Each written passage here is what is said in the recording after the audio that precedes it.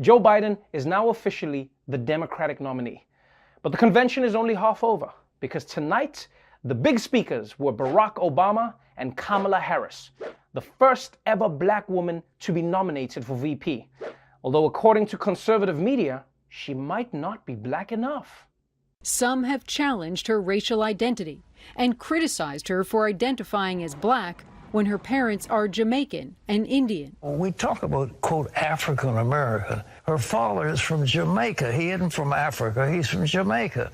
So she's not really an American black. Kamala Harris is not an African American. If you dare raise that, you're attacked. But the truth is she's not. She's not African American. She doesn't have slave blood. She's not down for the struggle. She's constantly talking how she went to an historically black college. She is adopting Oakland as her hometown, even though she grew up from the age of 7 to the age of 18 in Canada. Kamala Harris descended from the largest slave owner in Jamaica. Kamala Harris seems to be descended less from the legacy of, let's say, Frederick Douglass than she is from the legacy of the plantation itself. Wow, that is fascinating, and I know a lot of people haven't heard that before, Dinesh.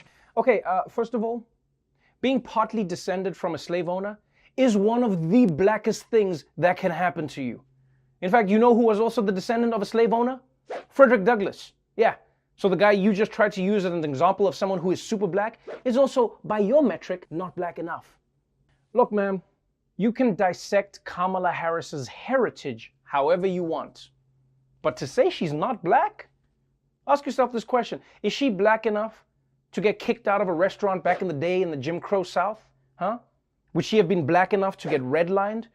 Is she black enough to be kept out of a whites-only school as a little girl? Then she's black. People want to be like, oh, you're not black, you're not black. There's a little simple test here. You know how you know you're black? If you're dating a white person and before you meet their parents for the first time, they start a sentence with, hey, listen, so before we head inside, you're black.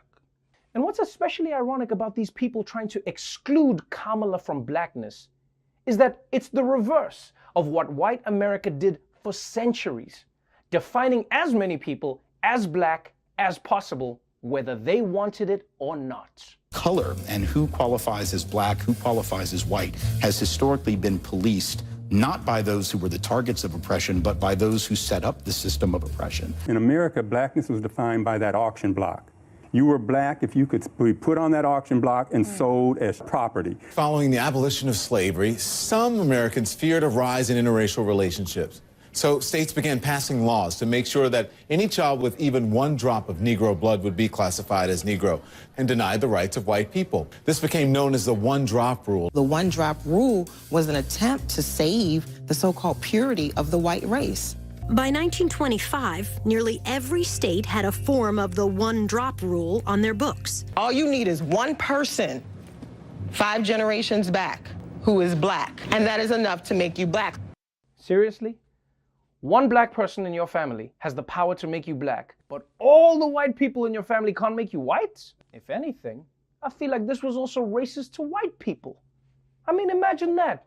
They were basically saying 10 white sperm is not as powerful as 1 black sperm. That is an insult to white sperm, and I'm offended on behalf of all my white brothers and sisters. Basically, these people were so afraid of black people that if you had so much as 1 drop of black blood, they wanted nothing to do with you. The same way if you find 1 tiny bug in your salad, then the whole thing is ruined. You either have to throw it away or give it to Stephen Miller. And here's the thing. This definition of blackness was never meant to accurately portray the black experience or many shades of blackness itself.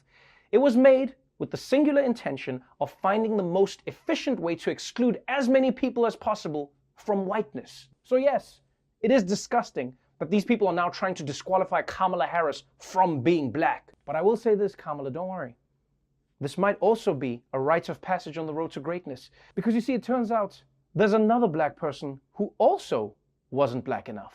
Rupert Murdoch suggested President Obama isn't a real black president. He hasn't actually had the African-American experience. In fact, he's not descended from slaves on either side of his family. Obama did not grow up in poverty. His grandmother, the typical white woman, worked in a bank. He wasn't down with the struggle. He doesn't have slave blood. This guy grows up in Hawaii with a Kansas mother. His life is different. He doesn't suffer in many of the ways that blacks growing up in this country have suffered. He is not the descendant of blacks who suffered these Jim Crow laws, who suffered through slavery. He is not the son, the grandson, the great-grandson of American blacks who went through the American experience. Okay, wait, hold on. So these people agree that the American black experience is about struggle, suffering, and oppression. But when black people are protesting that oppression in the streets, suddenly they're like, why are you guys protesting? You people got your Marvel movie? You guys remember Wakanda Forever? I don't know why you guys are complaining. And that's one of the things I've always found particularly interesting. Your blackness as a person is never questioned in failure, but in success, it gets put under the microscope. Like when a black person steals something, or when they sell crack, or when they shoot another black person, I've never heard anybody on Fox News going, hold on. This might not be black on black crime. Maybe it's half Indian on black crime. Or maybe his great-grandfather was a white man, crime on crime.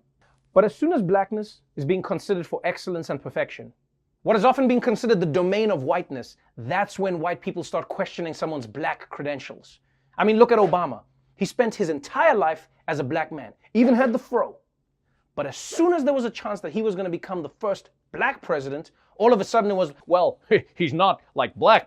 I mean, if anything, he was more shaped by his white mother from Kansas. So if anything, America's getting its first tan president. But then a funny thing happened. Once Obama got into the White House and conservatives didn't like his policies, he magically transformed into that black-ass homeboy who's destroying the country. Didn't hear a lot about his white mom in Kansas then. So I guess that's the silver lining for you, Kamala. Fox News may be questioning your blackness now, but best believe, the second you step foot into that White House with Joe Biden and you make a few decisions they don't like, trust me, you'll be black as can be.